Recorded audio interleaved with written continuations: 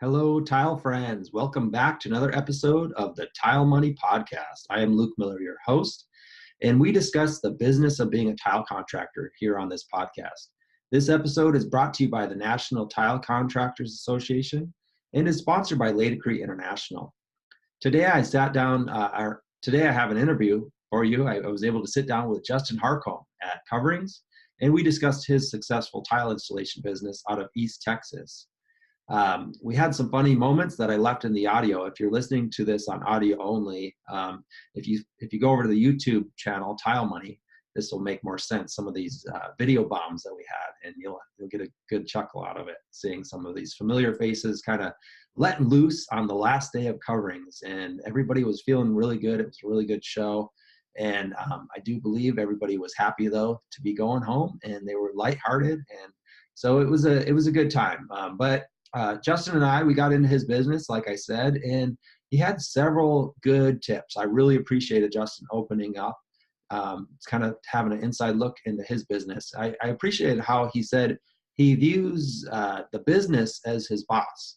And this separation from the boss and him as an employee of the boss, even though he's the owner, helps to keep things in control, especially financially. Of course, you know, the employee, Justin, needs to get his salary, his paycheck. But he said this helps him view the boss as also needing his money, right? And so this helped him from the beginning, or when he started viewing this separation. This really changed things for him, he said. And if you're, this makes a lot of sense, because when things come up, when tools need to be purchased, this shouldn't be coming out of our personal paychecks, out of our family's mouths. We shouldn't have to dip into our checking account. This is the way I run my business too, but I never really viewed the business as my boss. So I just thought it was a really clear definition that I really appreciated, Justin. So thanks for sharing that. At the end of this interview, Ron and I have a short interview. We're calling these the Tile Money Tips. Of course, Ron Nash with Laticrete, and we're talking about negotiation tactics. And today we're talking about specifically buyer tactics. So I really appreciated this tip, because as contractors, we often have to buy things, sometimes for large amounts of money. So it's good to have some of these tips in our back pocket, as well as it helps us to preemptively kind of get a inside look into maybe our customers' mindset and kind of preemptively know some of the things that they might be throwing out there at us. And you're going to be familiar with some of these, but it helps to kind of hear it from Ron and put it in perspective. So, this is tip 7A, and 7B will be in the very next episode. So friends, I hope you're enjoying these episodes. Feel free to reach out to me anytime. I'm really enjoying getting to know some of you. Some of you are texting me and calling me, and I really appreciate it. I'll definitely make time to get back to you and talk to you, whether that be on Instagram or Facebook, or like I said, a good old-fashioned phone call. So friends, until then, take care. Enjoy this episode. All right, tile friends, welcome back to another episode of the Tile Money Podcast with Ron, Nash, and Justin. That was incredible. Yeah. Justin, why don't you introduce your business and where you're from? Hi, I'm from Palestine, Texas. The business is Justin Tile, and it's a small operation, but we're kind of the only game in town when it comes to like a professional installation. So it's a great market actually for me to be in. That's awesome. That's incredible. Good to hear. We want to dive into your business, what it looks like, what you specialize in, but what are your hobbies? What kind of stuff do you get into? I enjoy fishing. I like to have a garden every year and sip some craft beer. I know it's not a hobby, but you know what? I enjoy it. Make it into a hobby. Yeah. You got to try it out. You ever brew your own beer? I tried when I was younger to, have one of those kits. Yeah. And it didn't go so well, so I'll leave it to the professionals on that. Right. I'm an end user on the beer. I was brewing some beer in my wife's closet once, and we went on a camping trip. Yeah. I guess the temperature skyrocketed while we were gone, and that thing popped and blew beer all over her dresses. I believe. Well, yeah, mine it was not so great. So yeah, all right. Glad I'm in good company here. What kind of fish do you like to catch? Well, mostly you catch catfish there where I'm at, and bass. Yeah, largemouths. Yeah. Used to get trout in California, but Texas is a little bit different area for that. Yeah, different climate, different water. But yeah, still good. Yeah, still good. A bad day of fishing is better than a good day at work. Yeah, that's right. So what does your company look like now? Well, it's mostly me that does pretty much all the labor. Okay. My wife has a background in accounting, so she makes sure the books are right and also gives me advice on certain parts of the business, which can get interesting. You know, you're working with your wife, so there's a personal deal there, but we actually do really well with that. And I hire out help for certain tasks, a large shower, let's say, to float it out or something. Okay. So it's mostly me that does all the work. Okay. What do you specialize in? Mostly porcelain, ceramics. I try to stick with showers. Okay. Every once in a while, I'll do a floor, just because the way I see, as far as the business side, showers are more profit. Okay. So when I'm looking at jobs and someone asks me, hey, would you like to do this floor? I kind of see it as a time slot that could be a shower as well. Right. So I try not to bring down, it's a time slot. It takes me this amount of time to do it, and a shower would kind of bring me this return. Right. So I'm actually looking to get the same amount of return. There's no... Yeah. Which basically means I do less floors, but I'm okay with that. No matter what you're doing every day, you want that daily rate? Well, it's I don't try to go day, but it is, I need a monthly hit. And I do break it down by the day, so because you have to know what your costs are per day, or how much does the business need to bring in. Yeah. And honestly, what brought that mindset and made it easier for me to grab was seeing the company as my boss. Okay. So if you're starting out, you always want to try. Tile is good money when it's good, and if you see it as just your allowance or you're just trying to make wages, you're not really going to be a successful business. Okay. So when I'm thinking about the bidding process and educating the customer on what I'm about to do in their home, you have to think of the business is your boss. Your boss needs to get paid. Yeah. And you have to make your money as well. Yeah. If something breaks down, your business pays for it. Your boss buys it. Yeah. Which is you, but you have to have enough to all those things. I love it. I know, it's a good time. Yeah, this is a good vibe. It's definitely people are having fun. And we've been having fun for 3-4 days now. Oh man, it's been killer. We've been at a couple parties together. I would recommend any trade show for tile, please. It's opened my eyes. Is this your first time? First time here. So what's your experience? Love it. I mean, the big thing for me was networking. It's amazing when you start talking to these people that you think are just all business, or you don't see them as a person. It's just something behind it's just a name as this is my rep. But when you actually sit down, talk to, we're all after the same thing. Yeah. And there's no real hidden agenda. It's let's bring the industry up as a whole. Yeah. And there's no side to that. Yeah. I love that. So besides the discounted tools that you were telling me about. Yeah, I got some killer deals. Yeah. And what a perk, right? Yeah, it is awesome. What else from the business knowledge that you've gleaned over the last 3 days are you going to take home with you and put into action right away? Well, definitely I'm going to make a lot of contacts with the people that have given me their business cards. In my area, it's a smaller market, so I don't have a lot of access to... It's not like I have a Costco of supplies that I could pull from. I have to order things in or drive long distances. But these guys, you tell them that type of story, and they're like, well, where do you live? Give me your information. I'll see what I can do to get that product to you, no cost or minimal. Yeah. And when you just see how much they're willing to go to get you the best product or to just try them out, it humbles you. You want to come back and meet these type of people again. Yeah. You do. Yeah, that's for sure. My biggest takeaway was similar, the connections you make. You can only go so far on the internet. So it's good to do the face-to-face thing and get some different viewpoints. That's for sure. You learn a lot when you step outside your comfort zone. Yeah. Which is kind of what I did here today. I mean, it's a lot to take in, but it's well worth it. Yeah.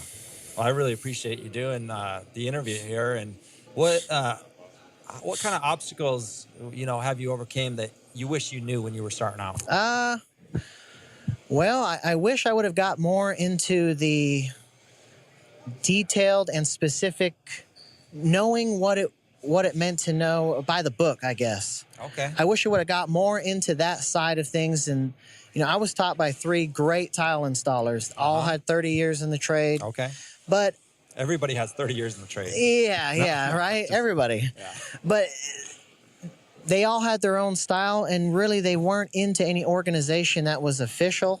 I see. And I wish I would have got into more of the official side earlier. Yeah. Because you learn so much more from guys that have been doing it and studied it, and there's backing behind what they say. It's not just a number. Yeah. There's a reason. Yeah. And that calls to me to know, okay, here's where I can do it, here's where I can't do it. Right. So that's one of the major things I wish I would have done. Okay. Well, fair enough. I mean, yeah, we've all done those things that make us cringe at night sometimes. Yeah. Looking back. Not so many anymore, but we do have the beginnings of it. Yeah. So. Well, it sounds like you've got a great partner there, your wife, and she's dedicating some time to the business and making profit for the family. That's awesome. Yeah. What it sounds like too, you discuss business with her. What kind of business books do you read, or can you mention any? Personally for me, I don't have any books that I would recommend to anybody. I would say I've talked to a lot of people that have way more financial knowledge than I do. And, there's a lot of takeaways when you talk to someone who's more, they just know more about how money works, what you should be thinking about. Yeah. Because really money is buying power. So, right. And a guy told me, if you had $10,000, put it under your mattress, and you pulled it out in 10 years, you have 10,000, but you don't have the buying power of 10,000 in 10 years. Wow. Yeah. So you got to make sure that you're keeping up with inflation on your pricing. And for me, we started a retirement plan for a small company. It's called a SEP account. Right. If y'all want to get into retirement, it's a great account to start. Yeah. It's completely a write-off for your business. And it's just things of that nature to make this trade viable, where it's not just a way to where we're making it. Right. We're making it profitable. Right. And it can carry on. You can pass it along, the business. Yeah. Yeah. So I'm all for that. Solid. Advocating it as a trade. Yeah. And a viable business. Yeah. Yeah. Well, that's solid advice, and I really appreciate you saying that. Yeah. That's a good message. I know that's going to help a lot of people. I hope so. I'm not a big time guy, but luckily through just time and experience of talking with my other peers, you take away things that just apply to you, and you try to run with it and do the best you can. Yeah, for sure. Yeah. Well, Justin, I really appreciate you taking time, and I know it's been fun getting to know you, and I look forward to getting to know you more. Yeah, I'd love to, man. Yeah. We're a little bit far away, but we'll make it happen with the internet. Well, now we've got next year to look forward to too. Yeah, that's closer. So I'll be at that one. Probably at least 1 or 2 other events before that. Oh yeah. All right, Justin, we'll take care. Appreciate it. Thank you. All right, tile friends, welcome back to another Tile Money tip, and I am with Ron Nash from Laticrete. Today we're going to talk about buyer tactics. How are you, Ron? Doing well. All right, what do you got for us today? Okay, so today we're going to talk about our first analysis of a buyer tactic. And before I go on, I want to talk about, this is in no way complete. The trainings that you can go on how to buy. I mean, you could go for a week on nothing but tactics on how to buy things. But what we're trying to do here is make this short and give you a couple tastes of some strategies. Okay, so really this is testing a firm price position. Okay, if a person says, okay, that's my price. Yeah. Okay, how do you test that? Okay, so rule number 1 in buying anything is, if you don't ask, you don't get. Okay, so if I walk up to I like to use Starbucks because I think they overprice their product. Right. But if I walk up to Starbucks and I say nothing, and I just say give me a latte, they'll say okay, it's $5. You go to the register, you do your deal, and you haven't asked, right? Yeah. All right. Well, I have a couple tactics that I think you guys should try because it would be fun, and I think you'd be surprised. Yeah. Okay. So rule number 1: if you don't ask, you don't get. All right. So make sure you ask. And sometimes it's just as simple as a guy says, "Here's what the price is." You can say, "Is that the best you can do?" Yeah. Now this works on buying electronics. So I like to use like the Best Buy example. Okay. Right. You go up, you find that big old 90-inch flat screen TV, Luke, that you're searching for, and you love it. And you got everything you want. This is what you want. You go grab an associate, hopefully the one that looks the most haggard, and you walk over to them and you just simply say, "This is $1,000 or $2,000 TV. Is that the best you can do?" And then shut up. And then watch them go like, because what they're gonna do is they're gonna most likely point to the price and say, "Well, that's the price," and all that. By the way, when they point to the price, that tactic is called appealing to a higher authority. Okay. Everyone who you talk to has a higher authority. Yeah. Okay. So if you submit a price to a customer, I like to use that over the counter, that kitchen example, and you submit it to the wife. Sometimes the wife might say, "Oh, well, I'll have to check with my husband." Right. That's when he does that to his wife or she does that to her husband, that's called appealing to a higher authority. Yeah. Now, I'll give you some seller strategies on how to work with that, and there's always ways that you can test that. But at the same time, the higher authority may show itself in a lot of different ways. In the Best Buy example I just gave you, that sticker that's on the TV, that is a higher authority, so to speak. All right. I also suggest that as a seller, you have a way to appeal to a higher authority as well. Okay. And that may be your bank. It may be your banking covenants. "Hey, look, I really have to keep this price is solid because, in order for me to deploy my men for this many days and this many hours, I really have to satisfy my loan covenants, blah, blah, blah, blah." Now, that's transparent. And secondly, it's appealing to a higher authority. So people know I'm not just negotiating with this guy. Yeah. Okay. So it's kind of a big. I like to use my insurance. Well, I can't pull that toilet now. My insurance won't allow it. Okay, well, you could do that too. But the point is that tactic is called appealing to a higher authority. Okay. All right. So once again, on the if you don't ask, you don't get tactic, going back, there's something that is super powerful. It's brutal. Yeah. So I'm going to tell you to exercise care, but this is called the crunch. Okay. Luke, I'm going to put you on the spot real quick.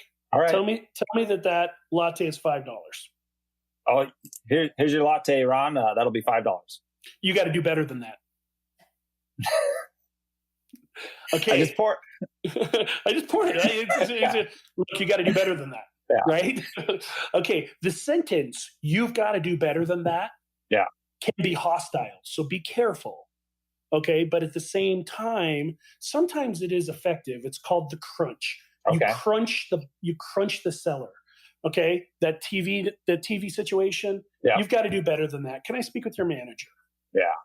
Right. Now it's brutal, but it's effective. And I'm trying to, I have another one we call Defense Against the Dark Arts. Yeah. That's another tip session that Luke and I do. No. Okay. But the point is that is brutal and effective. So beware that people use it on you. Yeah. All right. The next one is an abbreviation called IDATIC, okay? Didactic. And it doesn't apply in this case. Yep. Hey, your price doesn't apply in this case because I'm close to your office. And so therefore you can't price me like you do if you were going to do a job in Alabama. This doesn't apply in this case. You ever had anybody use that to you? Oh yeah, that's a really familiar one now that you mention it. Yeah. Okay, so there's a buyer tactic that will open up a negotiation. Yeah. It doesn't apply in this case. Okay. Yeah. That's a really powerful one. We'll talk about some seller strategies later. Yeah. Let's talk about the flinch. That was one of my first ones I teach everyone, right? Right. So same thing. I want you to sell me that latte again. Here's your latte, around $5. American dollars? That's a flinch. Or you can physically flinch. Now, it's going to be hard. This is audio, but you got to listen. I do this over the phone. All right? Yep. Do it again. That'll be $5. Oh, we had a little audio problem. Yep. Okay. Do it again. Do it again. Here's your latte, Ron. That'll be $5. Ooh, $5? Yeah. Okay. You see how I did that? Or you could suck in air quickly. Ooh. Yep. Okay. These are little cues that open up a negotiation. Yep. Right? Because the seller, and this is analyzing buyer tactics, right? The seller doesn't want to offend you. And that physical, that's really high. That can open up a negotiation. Now, there are ways that you can do this. I flinch back. Yeah. Just makes people laugh like crazy. It makes people laugh like crazy. Like when someone flinches me and I flinch back and then I just sit there and smile, it sometimes absolutely de-escalates the situation and we start talking. Okay. Yeah. Let's talk about one of my favorites. This is called the nibble. Okay. Imagine that you're buying a suit. Okay. You've gone through all the tailoring. Your suit looks great. You go to ring it up, and then you look at the seller and you say, "So what kind of tie do I get with this?"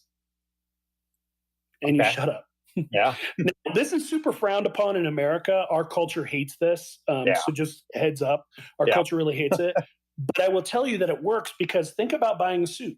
That tailor has already measured you, has already built the suit, has already done these things, and then you throwing on one more thing is lost margin for that guy, but he wants to keep you happy, and 99% of the work is already done. Yeah. Now, have you ever had anybody nibble you on jobs? Maybe for sealer or something. Yeah, I don't know. That's a good question. Maybe a niche, shampoo niche. Yeah, niches, stuff like that. Yeah. So be careful because there's nibble. Nibble is a great tactic. And in the defensive against the dark arts, it's going to come later. I have great countermeasures for this too. So okay.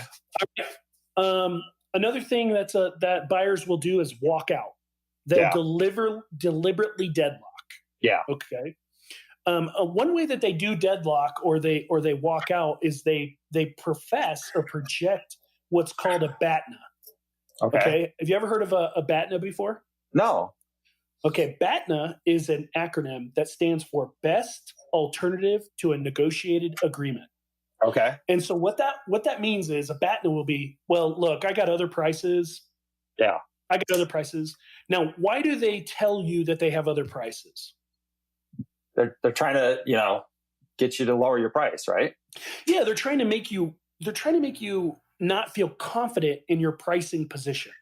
Okay. Right. Okay. And so it works really well. If you project a BATNA onto a seller, okay, and we do this with car people all the time, right? It's so natural. People don't even think they're doing it. Hey, I looked at this Ford Raptor over here. They'll order me that thing and they're going to give me $2,000 over invoice. Your price is $5,000 over invoice. Now I'm going to start compounding some tactics. You got to do better than that. Okay. Or as soon as they deliver the thing, oh, that's crazy. Flinch. You got to do better than that. Then nibble. Okay, well, I'll buy this, but you got to throw in the sports package, whatever. Yeah. You see how we can start as a buyer, you can start compounding these things. Yeah, that makes sense. Yeah. All right. Deliberate deadlocks are used all the time where people just walk out. Okay. All right. Now I will tell you, as a seller tactic to get people or a buyer tactic, a lot of times people will go, they'll walk out. You know what, Luke, your price is way too high. Just forget it. We can't do it. Yeah. And then oftentimes as a buyer, they'll call you back the next day. You know what, Luke, I thought about your pricing. And, if you can give me this or this, maybe we might be able to do this. Yeah. Okay.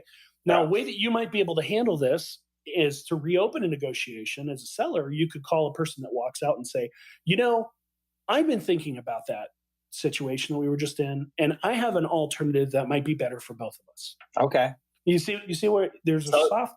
So you think I should do that preemptively, like later that day, like a few hours later or the next day? Just try to. I like to give it a little time because that suggests that you put some thought into the solution, right?